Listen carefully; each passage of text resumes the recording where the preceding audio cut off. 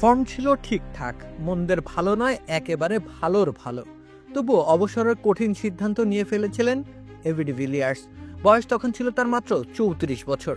সবাইকে অবাক করে দিয়ে ক্রিকেট প্রেমীদের বিষাদের জলে ভাসিয়ে তিনি একটা উদাহরণ সৃষ্টি করেছিলেন। প্রোটিয়া ব্যাটারদের সেই উদাহরণ বেশ মনে ধরেছিল সম্ভবত, তাই তো সময় ফুরিয়ে আসার আগেই শেষের সীমানায় গিয়ে হাজির হচ্ছেন প্রত্যেকে। সেই তালিকায় দ্বিতীয় খেলোয়াড় হিসেবে যুক্ত হয়েছিলেন কুইন্টন ডি কক। তার বয়স 30-এর ঘরে পা দেওয়ার আগেই আন্তর্জাতিক টেস্ট ক্রিকেটকে বিদায় বলে দেন ডি কক।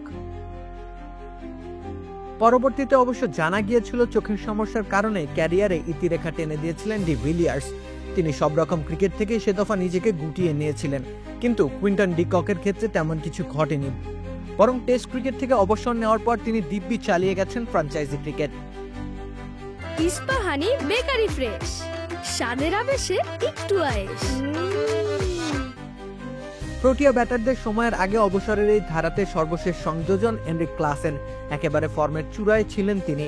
শেষ 6 ওয়ানডে ইনিংসের 5টাতেই ছিল তার 50, প্রায় 70 গলে রান করে যাচ্ছিলেন তিনি।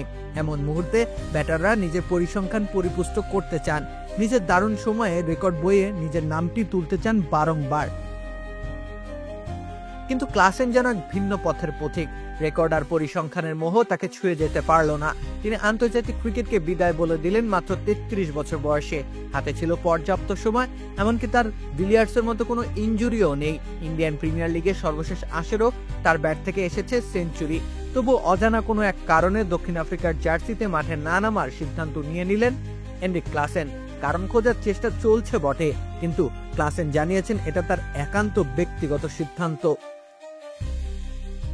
তবু এই যে একটা ধারা সৃষ্টি হলো, তাতে করে কি প্রোটিয়া ক্রিকেট মুখ থুবড়ে পড়বে, নাকি তারুণ্যের নিয়মিত স্রোত দক্ষিণ আফ্রিকার শিরোপার দুর্দশা কাটিয়ে তুলবে একদিন?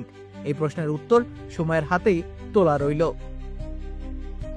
রাকিব হোসেন রুম্মান, খেলা 71।